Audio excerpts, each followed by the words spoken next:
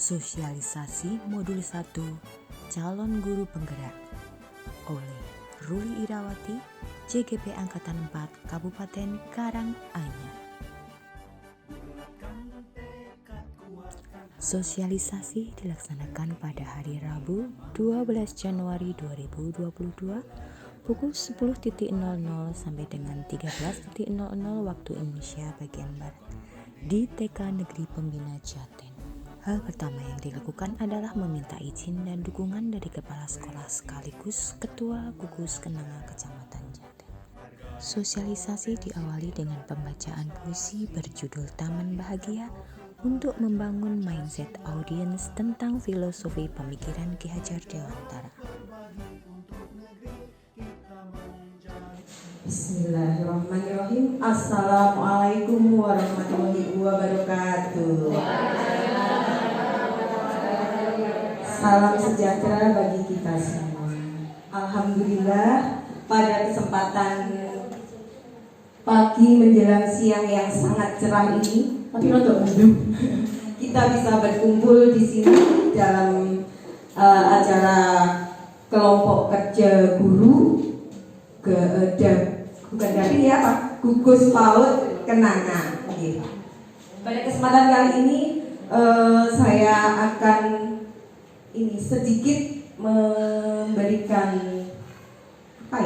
sharing tentang program pendidikan guru penggerak yang saat ini sedang saya ikuti, melakukan sosialisasi begitu. Jadi terima kasih, saya di sini nebeng, istilahnya nebeng karena sebenarnya minimal 5 orang, ini sudah 35 orang, jadi saya 7 kali lipat. Alhamdulillah. Ibu semua ridho, Bapak ridho ya, saya nebeng di sini.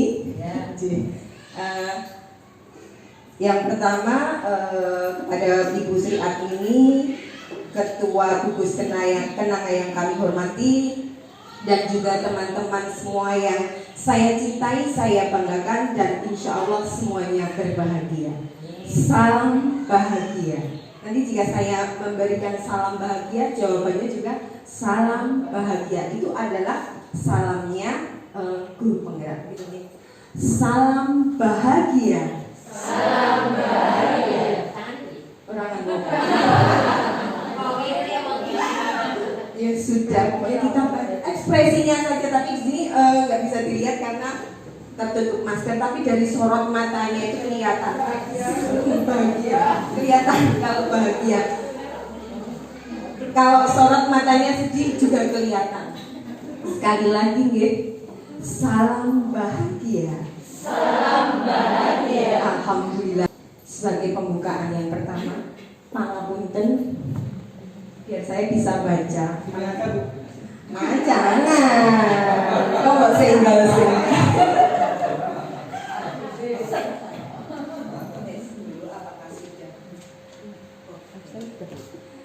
sebagai pembuka, saya akan menyampaikan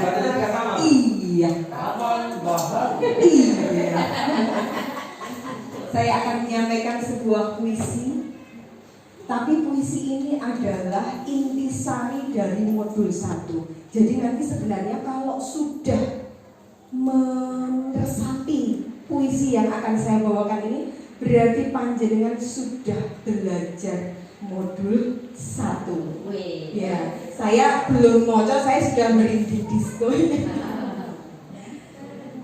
Jadi di sini sebagai pendidik kita harus menghadirkan hati ketika berada di depan kelas. Artinya apa?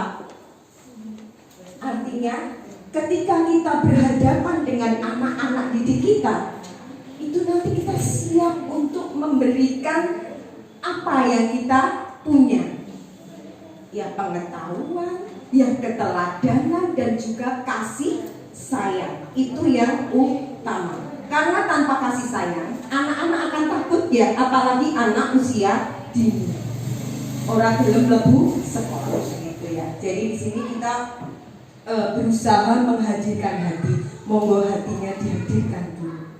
Sudah hadir hatinya, ridho ya untuk saat ini. Bismillahirrahmanirrahim. Taman Bahagia.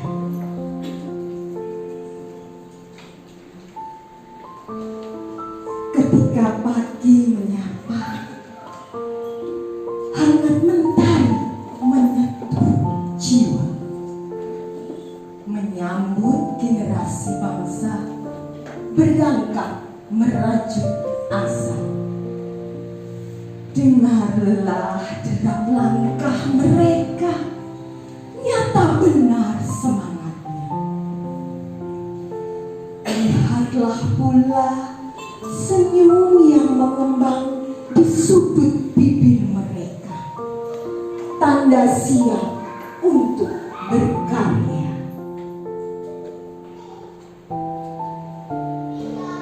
Wahai pendidik tunas bangsa, jangan kau renggut senyum mereka dengan memberikan belenggu pengetahuan penuh dogma tanpa aksi nyata.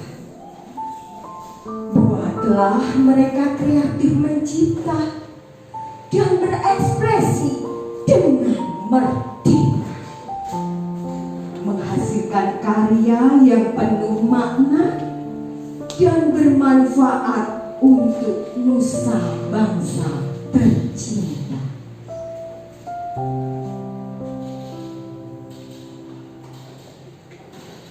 Anak bukanlah objek pengetahuan, dijejali beragam perintah dan juga hafalan.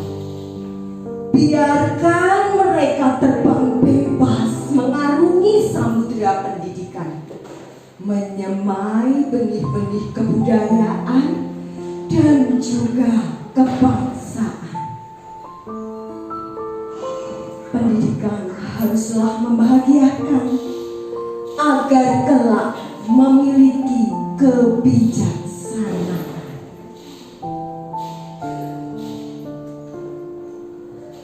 Anak terlahir dengan bakat dan potensi yang berbeda. Namun kita kerap kali menganggap mereka sama tanpa memandang segala ragam serta keunikannya. Pendidikan seperti inikah yang kita inginkan?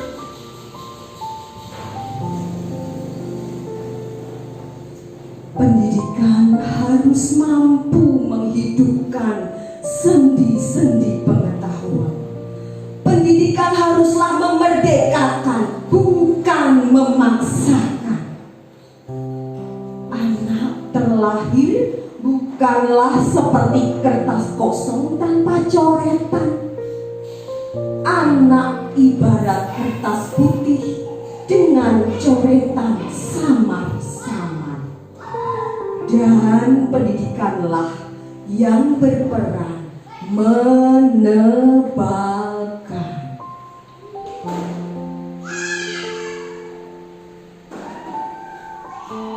Sematkan kembali filosofi Ki Hajar Dewantara. Engar sosong tulono di depan jadilah teladan. Eng madyo mangun karso di tengah kobarkan semangat. Tuturi handayani di belakang berikan dorongan.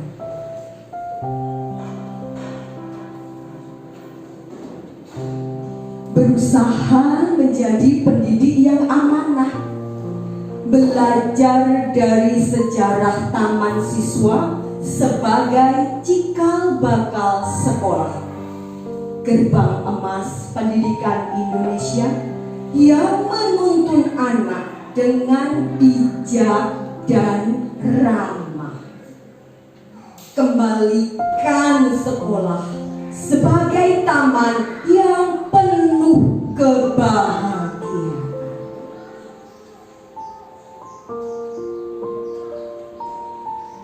Sekolah adalah taman bahagia, tempat bermain dengan riang gembira.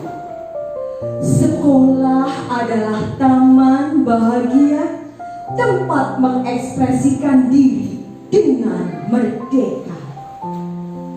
Sekolah adalah taman bahagia, tempat berkembang tanpa memaksa. Sekolah adalah taman bahagia, tempat menuntun laku penuh sentuhan rasa. Terima kasih guru penggerak Merdeka Belajar, guru penggerak Indonesia Maju. Salam dan bahagia. Ayo mana? Terima kasih. Audiens dari sosialisasi ini adalah dari guru-guru gugus PAUD Terpadu Kenanga Kecamatan Jaten. Nilai-nilai apa saja yang bisa diambil? Monggo, ini bebas kita sharing. Monggo, modul 1 ya. Modul 1 itu terdiri dari filosofi pendidikan dari Ki Hajar Dewantoro, kemudian nilai dan peran guru penggerak, visi guru penggerak, dan nanti ada budaya positif gitu. Jadi monggo apa? Semuanya boleh. Tadi banyak sekali nilai-nilai tadi. Oke. Lantang aja begitu. Monggo Bu Pandan. Ya benar sekali Bu Ruli bahwa program Rumah Penggerak memang sejalan dengan program yang saya ikuti. Hadir di sini pun Ibu, kalau dari apa yang saya pahami, hadir itu bahwa kita hadir jiwa dan raga. Kemarin sempat saya kutip sedikit tentang bagaimana seorang guru menjadi fasilitator guru. Dan ini Ki Hajar Dewantoro juga, karena di taman siswa itu sebagai fasilitator ya dulu itu, bukan sebagai atasan dan bawahan. Nah itu konsep mendukung, mendengar dan bertanya itu jadi satu kesatuan yang sebenarnya guru-guru itu harus lakukan gitu loh. Dan itu baru kemudian kita bisa istilahnya bukan meresapi, tapi bergeraknya itu lebih enak, lebih legowo, lebih sepenuh hati lagi. Itu modal kita itu sebagai, kita harus menyadari sebagai guru kita itu fasilitator loh sekarang, dan kita itu komunikator. Jadi ada dua nih peran kita, itu aja guru yang saya. Terima kasih Bu Pandan. Ternyata memang benar-benar selaras ya, karena memang program dari Kemdikbud ya, sama-sama program dari Kemdikbud. Jadi itu tadi nilai merdeka bermain ya, merdeka bermain. Kalau kita menyebutnya merdeka bermain karena guru penggerak itu dari jenjang TK sampai dengan SMA, bahkan SMK juga ya di situ ya. Jadi istilahnya merdeka belajar. Tapi kalau kita di sini kita menyebutnya sebagai merdeka bermain. Karena pada hakikatnya bermain itu adalah belajar. Madyo Mangunkarso dan juga Tutpuri Handayani. Nah di sini tadi kita sudah ulas itu ya, di depan jadi teladan, di tengah menjadi apa tadi? Memberi semangat, di belakang memberikan dorongan. Itu adalah patra trilokai engan sosong tulodo ing Madyo Mangunkarso dan Tutpuri Handayani. Agar apa? Tujuannya apa toh? Agar anak didik kita atau murid-murid kita itu selamat dan bahagia sebagai manusia dan sebagai anggota masyarakat. Jadi di situ tadi ada. Nah di sini tadi ada banyak sekali kata menuntun, karena memang pada hakikatnya maksud pendidikan itu adalah menuntun segala kekuatan kodrat yang ada pada anak-anak agar mereka dapat mencapai kebahagiaan dan keselamatan setinggi-tingginya, baik sebagai manusia maupun sebagai anggota masyarakat. Kodratnya apa? Kodrat di situ adalah kodrat alam dan juga kodrat zaman. Apa itu kodrat alam? Yaitu lingkungan sekitar anak. Jadi kita tidak meninggalkan kodrat alamnya. Dan juga kita harus bisa mengikuti perkembangan zaman, karena itu ada kodrat zaman di situ. Jadi ada kodrat alam dan juga kodrat zaman. Jadi ketika kita memberikan pendidikan kepada anak-anak kita itu jangan meninggalkan dua kodrat ini, kodrat alam dan juga kodrat zaman. Jadi kita tidak meninggalkan budaya-budaya yang ada di yang kita miliki. Budaya Jawa itu sangat adiluhung. Budaya Jawa itu sangat adiluhung, terutama sikap perilakunya, jadi unggah-ungguhnya, dan itu sangat sejalan dengan pemikiran dari Ki Hajar Dewa. Itu adalah tempat persemaian benih-benih kebudayaan di dalam masyarakat.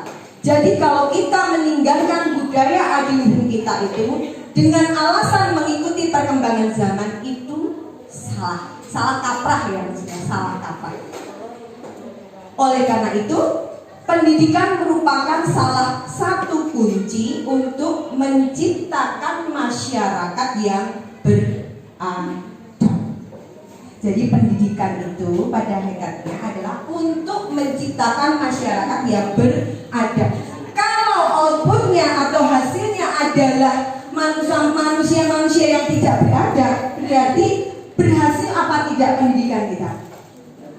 Tidak berhasil. Pinter ra umum ning orang duwe tata krama, orang duwe sopan santun, itu pendidikannya juga tidak berhasil. Tidak bisa dikatakan berhasil karena di situ jelas untuk menciptakan masyarakat yang beradab. Oke, lanjut. Nah, di sini Ki Hajar Dewantara itu mengibaratkan pendidik itu seperti seorang petani. Nah, anak-anak didik kita itu sebagai biji jagung atau biji padi atau biji gandum atau biji-biji yang lainnya. Sekarang ilustrasinya, kalau kita menanam padi, bolehkah kita berharap nanti buahnya jadi jagung? Tidak bisa. Apakah perlakuan menanam padi sama dengan perlakuan menanam jagung? Tidak bisa. Itu tadi sebagai ilustrasi bahwa anak-anak kita itu unik, memiliki beraneka macam potensi, bakat, minate dewe. Dan kita tidak bisa ngebiawiyah, maksudnya ngebiawiyah ya tak kuadake kabeh.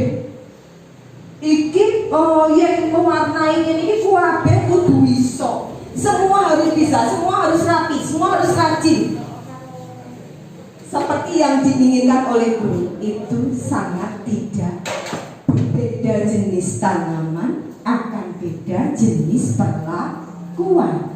Anak yang bisa atau belajar dengan audio bisa. Ada yang cuma krungu, ada yang cuma mendengar itu saja. Misalkan ada bapak ibu yang kalau merem-melek begini mendengarkan saya itu sudah bisa nangkep.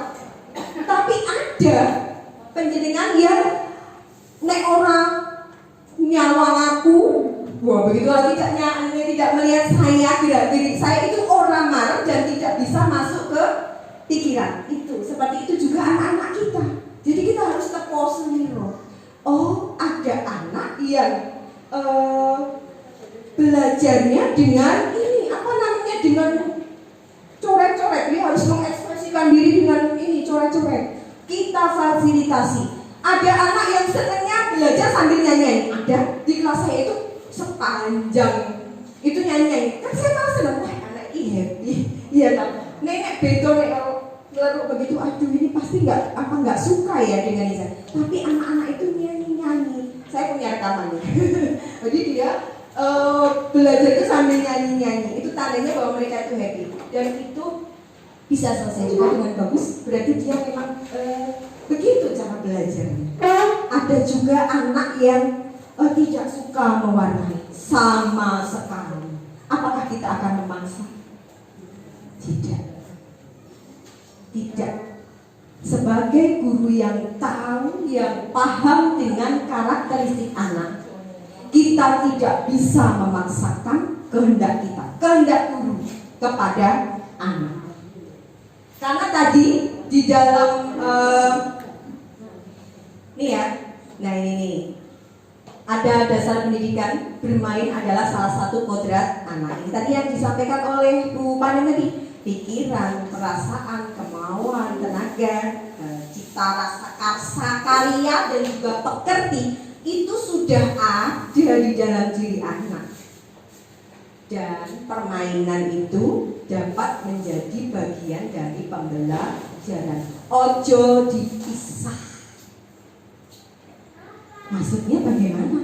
Ya pada saat belajar itu kita hadirkan permainan-permainan yang bisa membuat anak-anak itu mengerti konsep yang akan kita sampaikan. Mereka tidak sadar. Anak-anak nggak ngerti ya, dolanan ternyata itu tadi bisa mengembangkan beberapa aspek pengembangan yang ada di dalam anak. Jadi begitu. Jadi dengan permainan. Karena memang pada hakikatnya ini tadi pendidikan berpihak pada anak atau berpusat pada anak. Tadi sudah sedikit digambarkan ya bahwa anak itu unik, anak itu memiliki potensi, minat dan bakat yang berbeda-beda. Jadi kita harus menyediakan berbagai macam alat atau bahan main yang bisa memfasilitasi anak agar mereka bisa tumbuh dan berkembang sesuai potensi, minat dan bakat masing-masing anak. Jadi tidak bisa podo kelas disamakan, itu tidak bisa sekarang. Kita harus tahu karakteristik masing-masing anak. Anak ini senangnya ini, anak ini senangnya ini. Dia sangat tertarik dengan ini. Bakat dia di sini. Itu guru yang baik harus tahu, harus paham. Pendidikan bukan tabula rasa. Jadi menebalkan laku anak dengan kekuatan konteks diri anak dan sosiokultural atau budaya, disesuaikan dengan budaya setempat gitu. Kalau kita Jawa Tengah ya kita memakai budaya adiluhung kita, Jawa Tengah misalnya. Nih tadi ya lanjutannya tadi. Anak bukan kertas kosong yang bisa digambar sesuai keinginan orang dewasa. Anak lahir dengan kekuatan kodrat yang masih sama-sama. Jadi ilustrasinya begini. Anak terlahir itu ada kertas putih, tapi corekannya lambat-lambat, samar-samar gitu. Itu adalah potensi yang mereka miliki. Jadi guru yang baik harus bisa membaca coretan samar-samar tadi, kemudian kita tebalkan, dikandungi. Pendidikanlah yang bisa menebalkan. Jadi melalui pendidikan yang kita berikan setiap hari, itu nanti akan menebalkan kertas kosong yang tadi coretannya samar-samar tadi terus menjadi tebal gitu. Untuk apa? Untuk memperbaiki lakunya agar menjadi manusia seutuhnya. Ini contohnya dari daerah lain. Jadi menebalkan laku sesuai dengan sosiokultural ini ya, kultural masing-masing daerah. Itu ada di Manggarai itu Toy, Pitong dan seterusnya.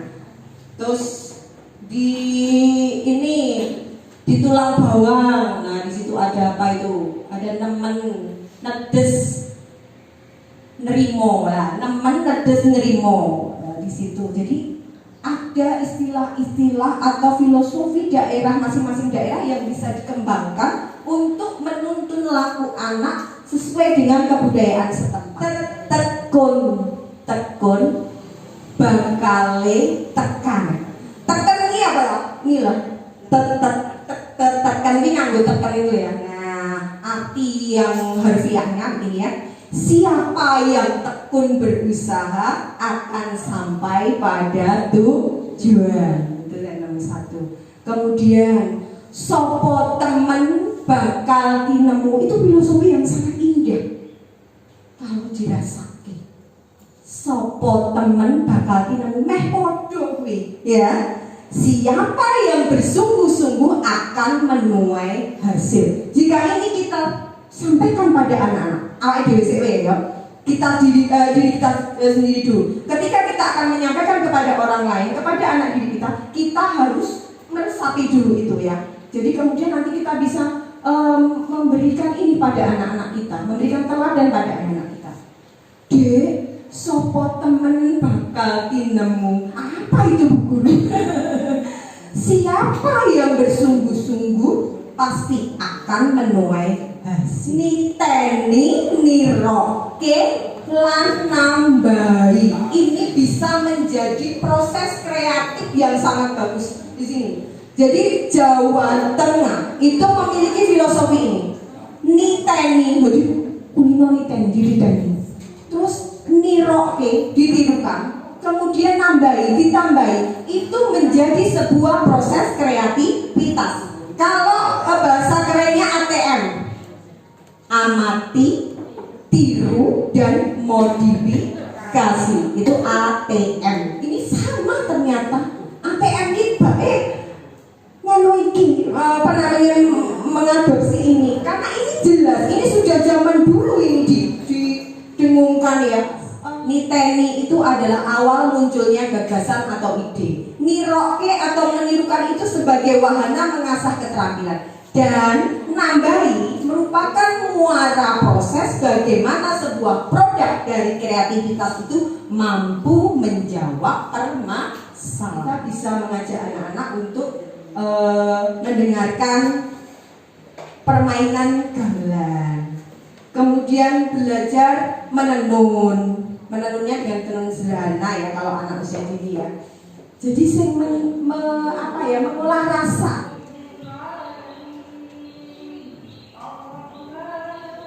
Ya. Nih, yang bisa dilakukan guru di kelas untuk mewujudkan pemikiran Ki Hajar Dewantara apa? Mengenali potensi, minat, bakat, kebutuhan, dan kebutuhan masing-masing peserta didik. Kemudian kita harus bisa merancang pembelajaran yang berpusat pada peserta didik dengan strategi merdeka belajar untuk menjawab tantangan global nih ya, tapi tidak tercerabut dari akar budayanya. Dari tadi benar sudah ini ya, sudah nangkep ya ini ya. Pokoknya kudu iso mengikuti perkembangan zaman, tapi jangan sampai tercerabut dari akar budayanya. Kemudian mewujudkan pembelajaran yang bermakna, yang relevan dengan tantangan global, namun disesuaikan dengan kearifan lokal. Ini saling berkaitan, saling berhubungan, atau benang merahnya sama itu yang 2 dan 3 itu. Pendengar bisa merasakan, ya? Insya Allah bisa. Untuk penerapan di kelas ini, jadi kita mulai memberikan kebebasan kepada murid-murid kita itu untuk memilih kegiatan serta alat atau bahan yang akan digunakan. Bapak Ibu yang kami hormati, sambil dahar tidak apa-apa. Kita nikmati pecel deso, kendar pecel ya. Itu adalah makanan tradisional yang sangat kita banggakan. Kerdusan, no. Pecel, yes. Itu pecel makanannya Ki Hajar Dewantara. jangan begitu.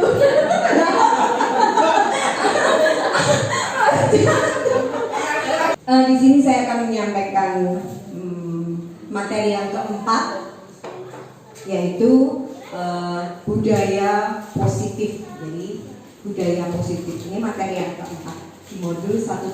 Tadi modul 1.1 itu filosofi pemikiran Ki Hajar Dewantara, kemudian nilai dan peran guru penggerak, kemudian visi guru penggerak, kemudian yang keempat yaitu budaya positif. Jadi Bapak Ibu semuanya, ternyata kita itu selama ini sudah berilusi. Ilusi ini apa? Rumang sane gitu ya, ngenangan cooking ini. Kita itu sudah berilusi bahwa guru itu mengontrol murid itu ternyata hanya ilusi kita. Kalau murid kita itu tidak mau dikontrol, ya sudah selesai, ya kan? Kita merasa bahwa guru mengontrol murid itu karena murid itu mau atau menyediakan diri untuk dikontrol. Tapi ada kalanya murid itu seperti tidak terkontrol, karena itu memang sebenarnya hanya ilusi kita bahwa kita itu atau guru itu bisa mengontrol. Ternyata itu tidak. Ilusi bahwa ini tidak hanya berlaku untuk murid ya, tapi berlaku untuk sesama kita orang dewasa juga ya. Bahwa kritik dan membuat orang merasa bersalah dapat menguatkan karakter. Contohnya bagaimana? Itu ilusi loh ya. Itu ilusi rumangsane iki nek bocah wis tak disebutkan aku salah. Begitu besok lagi tidak mengulangi dan itu nanti menguatkan karakter. Ternyata itu hanya ilusi. Jadi itu tidak. Jangan sampai kita membuat murid merasa tersudut bersalah. Seneng ya, merasa wah wis ngaku salah. Koncoku wis ngaku salah. Aku berarti saya menang. Itu hanya ilusi saja. Dan itu akan membuat mereka besoknya lagi tidak melakukan nonsense. Tidak seperti itu. Mungkin pas di depan kita tidak. Murid itu ya. Yang di belakang kita mungkin dia akan sangat membenci kita. Timbul benih-benih kebencian. Jadi ojo. Jadi menyebutkan murid, teriak ke murid, kamu salah seperti itu. Sangat kita hindari. Kemudian ilusi bahwa semua penguatan positif efektif dan bermanfaat. Itu ilusi bahwa orang dewasa memiliki hak untuk memaksa. Jadi kita harus mengadakan perubahan. Dari tadi tadi kan namanya paradigma stimulus respon menjadi ke teori kontrol. Teori kontrol apa itu? Nah, kita berusaha memahami pandangan orang lain tentang dunia. Kemudian kita juga harus memahami bahwa setiap perilaku itu mempunyai tujuan. Contoh, seorang anak ketika dia merebut mainan dari teman yang lain, kita harus tahu bahwa si anak tadi itu juga punya tujuan. Kita tidak semena-mena serta-merta menyalahkan anak yang merebut mainan tadi, tapi kita tanya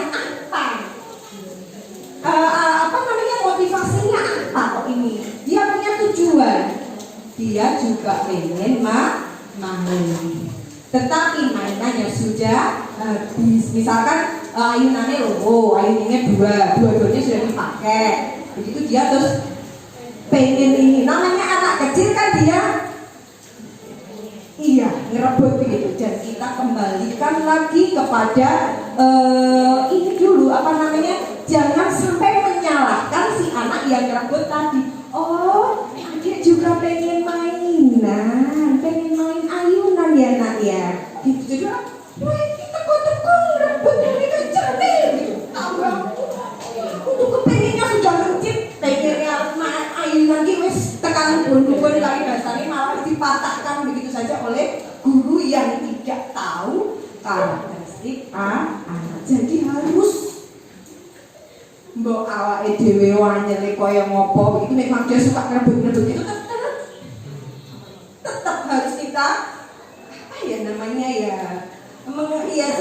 dari tadi saya bilang menghadirkan hati. Jadi anak itu tetap harus ditanya agar dia bisa mengungkapkan apa itu perasaannya. Adik pengen mainan juga, terus ini ditakoi tadi sudah lama apa belum nak mainnya? Belum, tunggu dulu sebentar ya.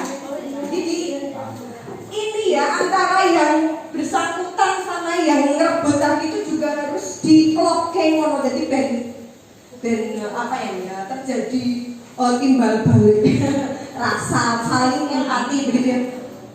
Sudah lama pun ada temennya sudah bilang ada yang lihat, mungkin yang akunya belum lama, ya kita fasilitasi. Sebentar ya, berarti 3 ayunan lagi ya, 1, 2, 3, yuk. Sekarang boleh, ya. Iya. Itu ya, itu kalau Pak Roman zaman kecil gitu, lagi. Tapi kalau kita sudah ini ngerayunya tenanan koyo ngono kuwi mau orangnya nyalake sijilan-sijinya, insyaallah anak juga akan mengerti. Lama-lama kuwi nek mbok dilakoni amben dino ngono insyaallah ya. Lawang batu aja Pak bisa. Iya ya, karena air ya. Mosok anak yang punya hati nurani yang itu enggak bisa kita bentuk. Makanya kan kita diminta untuk menuntun ya, menuntun anak, menuntun lakunya anak. Itu memang seperti itu. Jadi tidak usah jauh-jauh mulu-mulu ya perkorane nek kita mesti paling rebutan dolanan. Terus apa? Perebutan nek panganan itu nek anak sekarang itu udah enggak wis ngomong duwe-duwe akeh-akeh banget gitu nek panganan wis ora ya. Enggak ketoke enggak pengen ngono koncone wis gak pengen. Memang wis sekarang kita makmur sentosa semuanya ada gitu ya. Nah di situ, terus hanya Anda yang bisa mengontrol diri Anda. Jadi ternyata yang bisa mengontrol diri kita sendiri itu adalah kita sendiri. Jadi anak-anak itu yang bisa mengontrol ya diri anak-anak itu sendiri. Jadi kita tidak bisa mengontrol. Kemudian kolaborasi menciptakan pilihan-pilihan yang baru seperti tadi yang saya utarakan tadi ya, kita bareng-bareng gitu. Kemudian model berpikir menang-menang, mesti win-win solution ya, win-win solution pesong ya, tidak ada yang dikalahkan, tidak ada yang dirugikan begitu. Kita berusaha itu mencari seperti itu, insya Allah bisa. Nah ini langsung saja ya, kalau kita bilang itu disiplin itu untuk peraturan agar kita tertata ya perilakunya begitu ya. Ternyata pada perjalanan waktu disiplin itu telah menjadi sesuatu yang dilakukan seseorang karena orang lain. Nek sebenarnya itu seharusnya disiplin itu harus datang dari dalam diri. Nah, untuk apa itu? Untuk mendapatkan kepatuhan. Terus, nek wis disiplin ki biasanya hubungannya karo ketidaknyamanan. Ya toh? Harus datang tepat waktu jam 7 kedua dapat. Nyaman enggak? Enggak nyaman. Disiplin itu sesuatu yang tidak nyaman. Memakai helm jangan-jangan ya abot ya pakai helm gitu rasanya gimana gitu. Ada yang motivasinya memang harus supaya kita selamat ya, aman gitu ya, kalau kita aman dari benturan ketika kita berkendara. Tapi ada yang pernah saya di channel ini ngarepan ini kok enek ketok enek wedang-wedang polisi dipakai. Itu berarti motivasinya apa? Hanya memenuhi ini ya peraturan. Jadi ben ora dicekel polisi biar tidak tertangkap polisi. Itu berarti motivasinya bukan lagi dari dalam diri gitu. Jadi disiplin itu selalu dalam pikiran kita itu ketidaknyamanan, bukan dengan apa yang kita hargai atau untuk mencapai sesuatu tujuan yang mulia. Kok isinya orang enak-enak gitu. Kalau itu bukan berasal dari dalam diri, makanya itu di situ ada motivasi ekstra tanamkan atau kita tumbuhkan pada diri kita sendiri dan juga pada diri anak-anak adalah motivasi internal. Kita disebut dengan budaya positif. Jadi budaya positif kui menumbuhkan disiplin dari dalam diri. Motivasi internal berarti nengdinggon dimanapun berada akan selalu disiplin. Tidak hanya disiplin di depan guru titik, Tidak hanya disiplin di depan Pak Roman sebagai gurunya, tidak hanya disiplin di depan Bu Mulyani sebagai gurunya, tapi dimanapun tempat. Tidak hanya disiplin di depan orang tuanya, manapun ya Bu. Jadi disiplin yang merupakan motivasi internal. Jadi disiplin itu untuk menghargai diri sendiri. Ternyata disiplin itu untuk menghargai diri sendiri. Terus menjadi insan yang sesuai dengan harapan kita. Nah di sini jadi diharapkan nih Bu, di sini ada poin penting ya. Di kelas kita itu diharapkan memiliki keyakinan kelas. Kenapa keyakinan? Bukan peraturan. Jadi berupa keyakinan kelas, bukan peraturan kelas. Jadi masing-masing anggota kelas itu wis yakin. Nek wis duwe keyakinan berarti wis dari dalam. Jadi paradigma yang baru ini bukan lagi peraturan, tapi berupa keyakinan. Dan ketika membuat keyakinan kelas bukan bu guru yang membuat, tapi di floor bareng-bareng digawe karo anak-anak. Kita akan membuat keyakinan kelas atau kesepakatan kelas. Nah, kira-kira apa ya dia? Ini bu guru, kita harus saling menyayangi antara kita. Nek wis menyayangi kuwi berarti kabeh klebu menyayangi. Jadi kita harus saling menyayangi. Berarti mungkin enek sing jirit-jiritan. Nek ana sing jirit-jiritan, nanti kita tanya, "Dek, keyakinan kelas kita apa ya?"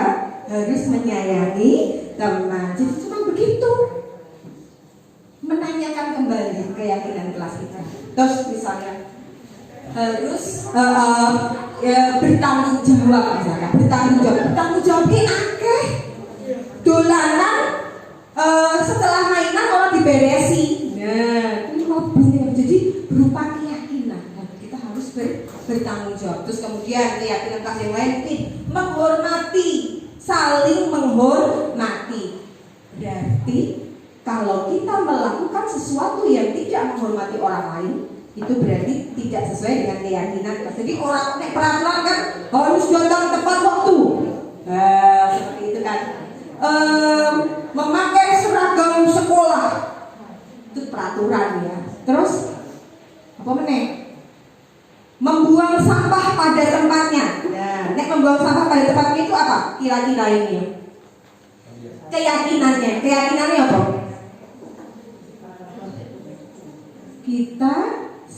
Kita menjaga kebersihan atau lingkungan sekolah. Wis kuwi mlebu kabeh. Yo menjaga kebersihan dan kenyamanan lingkungan sekolah begitu ya. Yo kuwi kok nek eneng apa kotoran ting besar itu tinggal menanyakan ya Dik. Kalau SD, SMP, SMA gampang ya. Keyakinan kelas kita apa nak? Nah itu dia langsung. Tapi kalau anak usia ini memang harus dituntun lebih daripada kakak-kakak yang jenjang yang lebih tinggi. Jadi begitu ya. Kita tidak peraturan menurut kita peraturannya apa? Bocah usia dini ini peraturan begitu enggak. Tapi kalau namanya keyakinan itu dari dalam diri kan dari tadi kita start kita dari motivasi internal dari dalam diri. Lanjut. Nah ini namanya dihukum oleh penghargaan. Dihukum oleh penghargaan itu ya Bu. Wah, kok dihukum oleh penghargaan? Ternyata ada hukuman dan ada juga konsekuensi. Maksud saja saya gini ya. Nek hukuman kuwi ora nek sangkut paute karo kesalahan yang dilakukan. Tetapi kalau konsekuensi itu memang ada relate-nya, ada hubungannya dengan apa yang kesalahan yang dilakukan. Sebagai contohnya, nih, mencatat 100 kali atau menulis 100 kali ya, saya tidak datang terlambat lagi karena terlambat pergi ke sekolah. Itu namanya hukuman. Hubungannya apa? Nulis saya tidak tidak terlambat lagi, saya tidak terlambat lagi peng 100. Apakah itu memperbaiki? Tidak memperbaiki lakunya.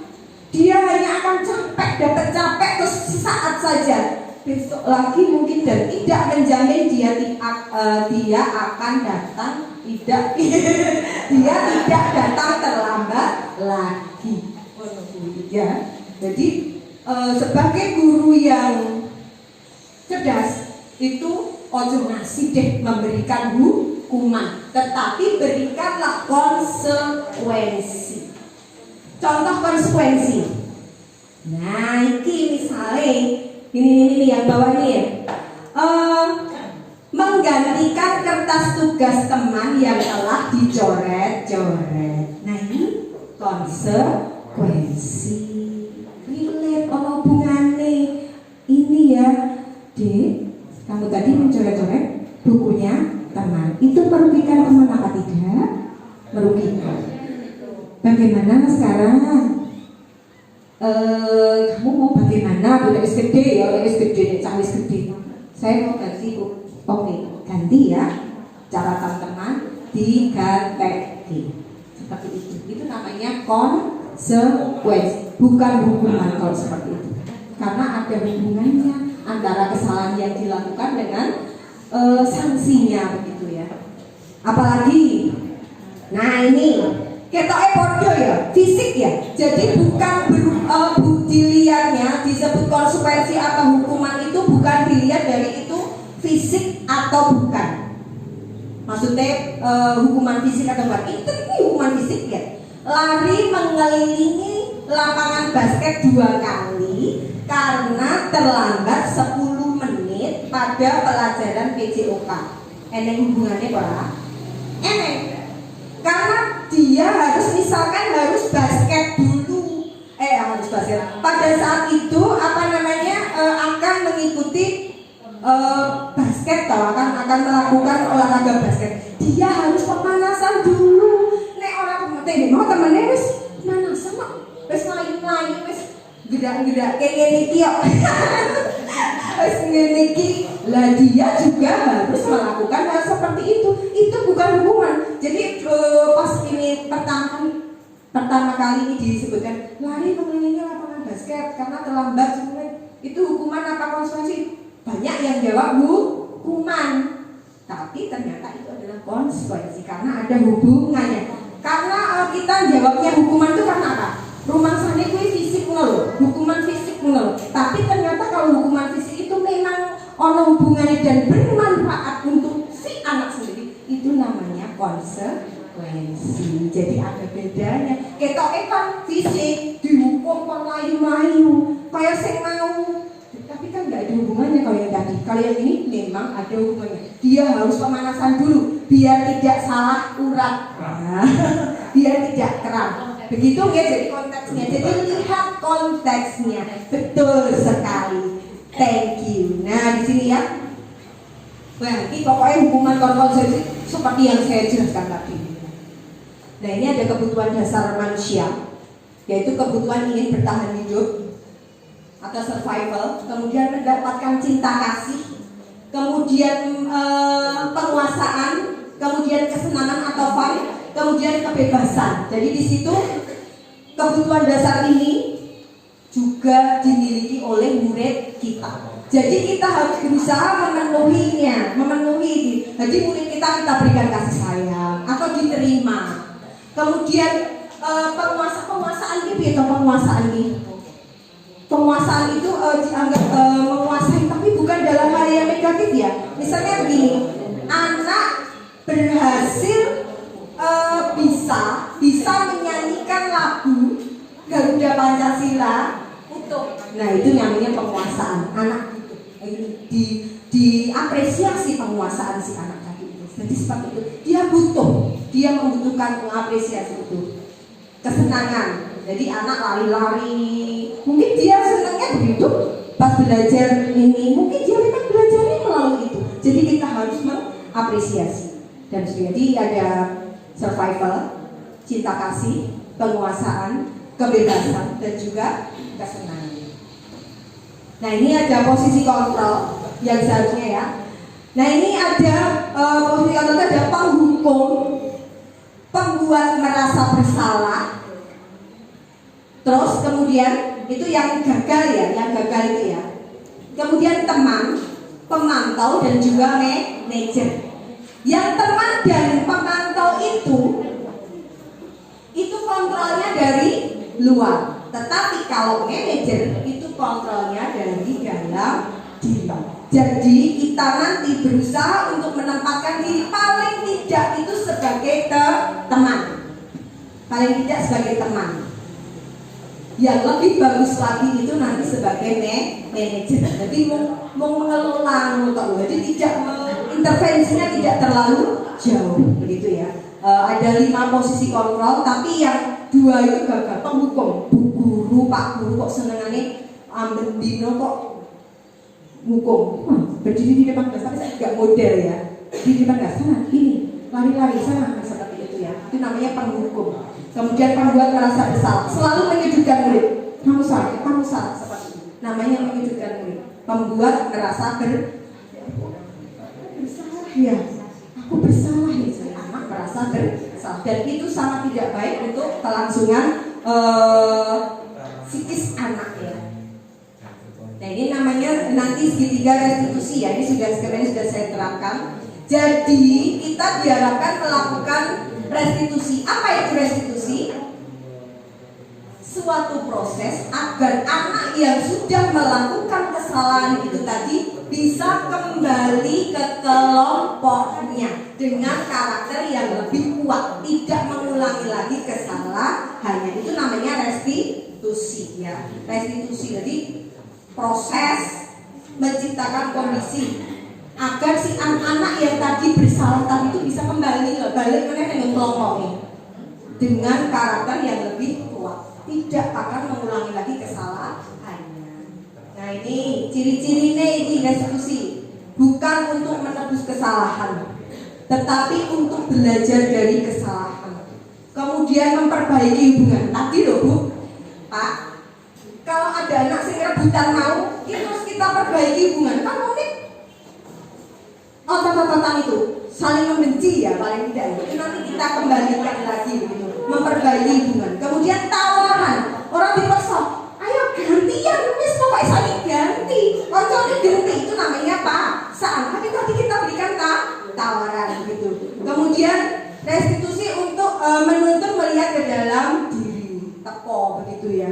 Kemudian restitusi untuk mencari kebutuhan dasar. Jadi ya, mencari kebutuhan dasar tadi ada survival, ada penguasaan, ada cinta kasih ya, diterima oleh orang lain atau lingkungannya itu tadi. Jadi mencari kebutuhan dasar. Kemudian restitusi adalah cara yang paling baik untuk memperbaiki diri. Jadi cara yang paling baik, dianggap paling baik.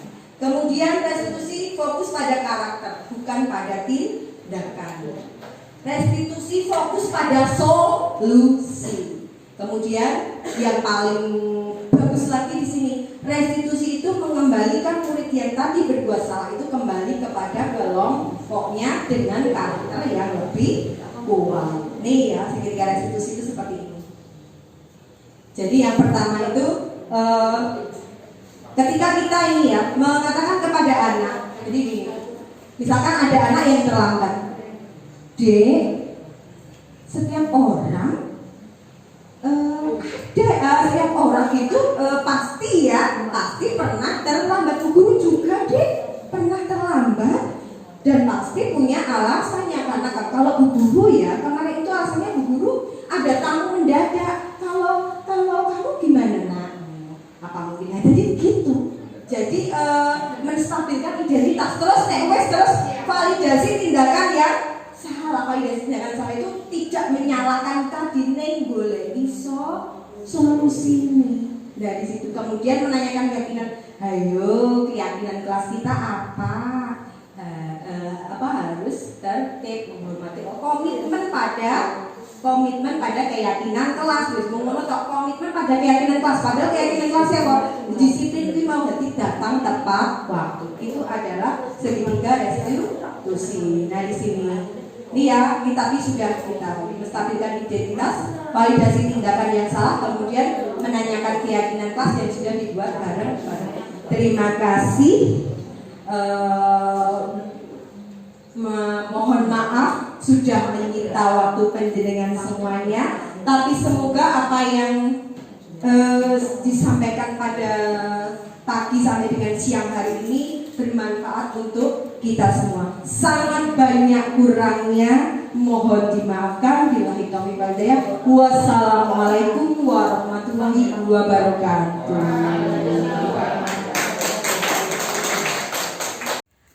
Terima kasih, Guru Penggerak Merdeka Belajar. Guru bergerak Indonesia Maju. Salam dan bahagia.